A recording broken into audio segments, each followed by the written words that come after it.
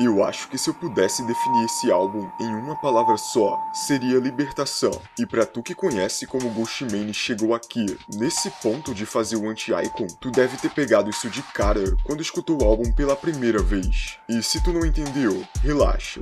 O início do Ghostmane na música nem foi tão fácil assim, porque o pai dele não apoiava ele nem um pouco nesse lance de fazer som. E o motivo por que o Ghost começou a fazer música a sério foi porque o pai dele morreu. Então meio que isso deu a liberdade pra ele fazer o que ele curtia. É meio bizarro parar pra pensar assim, né? Mas assuntos como esse, problemas internos, problemas com drogas, a visão que ele tem da indústria e como a gente trata as pessoas, isso tudo tá dentro de Anti-Icon. Então, vamos lá.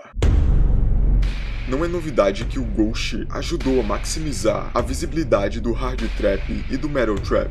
É engraçado como caras como Ghost fizeram tiozões fãs de metal escutar trap e falar, isso aqui é da hora. Mas mesmo ele já tendo a fanbase muito bem estruturada, ele sentiu uma vontade de dar um passo bem ambicioso com seu 8º álbum de estúdio, o Anti-Icon. Com temas mais profundos, estéticas mais grotescas, Anti-Icon é uma resposta a como qualquer influenciador, tiktoker ou youtuber consegue ser considerado um ícone pra alguém, mesmo que seja em questão de opinião, aparência, de trejeitos ou etc. Eles acabam soando e parecendo com outras pessoas que compartilham dos mesmos status que eles. E esse é um assunto que tá bem em alta, né? Porque o álbum mais recente do Joji, o Nectar, também expressa um sentimento dele sobre isso. Mas voltando pro Anti-Icon, o ponto aqui é debater sobre a falta de uma identidade clara e particular para essas pessoas, o que acaba também criando uma falta de individualidade para essas pessoas no âmbito geral. Elas são conhecidas por fazerem as mesmas coisas, por parecerem umas com as outras, e isso acaba criando meio que uma industrialização de falsos ícones. Pro Ghostmane, um ícone seria alguém como Alice Cooper ou Marilyn Manson, e isso são só exemplos, mas são pessoas que tu consegue reconhecer a quilômetros de distância.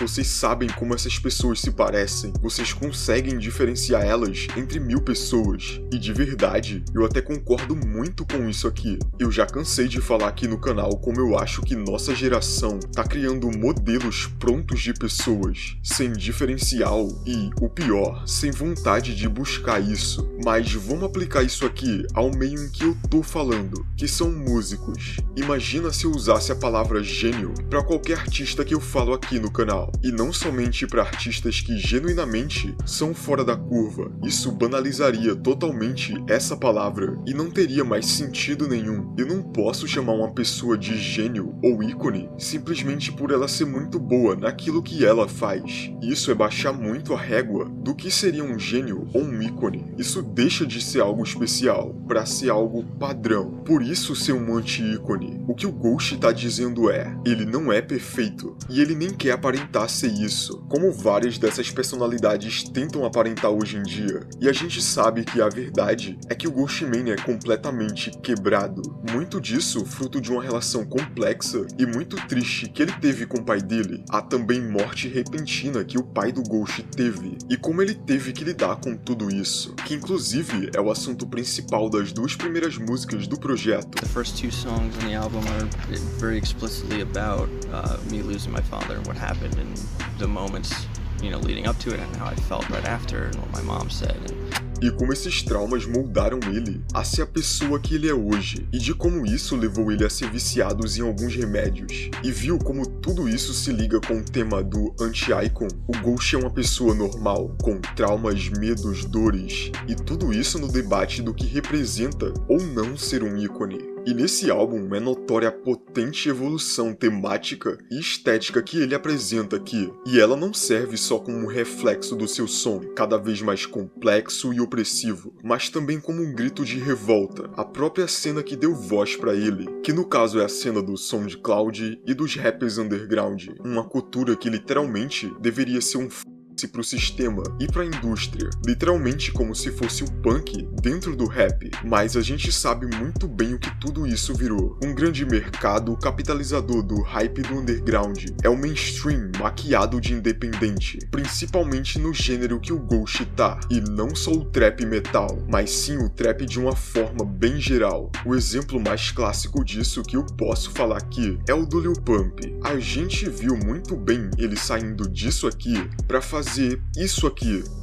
E além de toda essa questão de ícone que o álbum traz, em vários momentos do projeto, o álbum pode ser entendido como uma espécie de término, ou como eu disse no começo do vídeo, uma libertação. Por exemplo, em Hydrochloride, o Ghost afirma fortemente, eu não te amo mais. Só que aqui, ele não tá falando de um relacionamento comum, e sim do que eu já citei antes, a sua luta contra vícios em remédios. É no literal e no metafórico, ele tentando sair de um relacionamento tóxico e agora dando mais camadas e ligando cada vez mais os pontos. Em uma entrevista recente ao blog Cargan, o Ghost disse que ele só se deu conta dos problemas que ele tinha com vícios quando ele reconheceu os mesmos padrões que ele via no pai dele, que também tinha problemas com vícios em drogas que controlavam as dores. E inclusive, esse era um dos motivos pelo qual o Ghost tinha um relacionamento tão problemático com o pai dele, e a coisa fica cada vez mais profunda e triste quando a gente percebe que esse término de relacionamento, citado anteriormente, também representa o pai dele na estrutura de Anti-Icon. Na faixa Calamity, o Ghost expressa a emoção de como ele herdou uma doença do pai dele, e é lógico que é a isso que ele tá se referindo. E é bizarro parar pra pensar nisso, porque esse álbum te faz perceber como teus problemas, traumas e inseguranças estão totalmente conectados uns aos outros, muito mais do que tu podia imaginar. Mas apesar desses temas pesados e tristes que eu acabei comentando aqui, eu acho que Anti-Icon soa muito menos uma trilha sonora pra completa perdição do Ghostemane e muito mais como um renascimento a partir de toda a destruição interna que ele foi desenvolvendo no álbum. Um exemplo disso é o carro fúnebre que tá em chamas e aparece no vídeo promocional do álbum. Ele simboliza as cinzas da Era Noise, por exemplo, as imagens mórbidas que dão de certa forma uma esperança para representar o fim do velho e o nascimento do novo.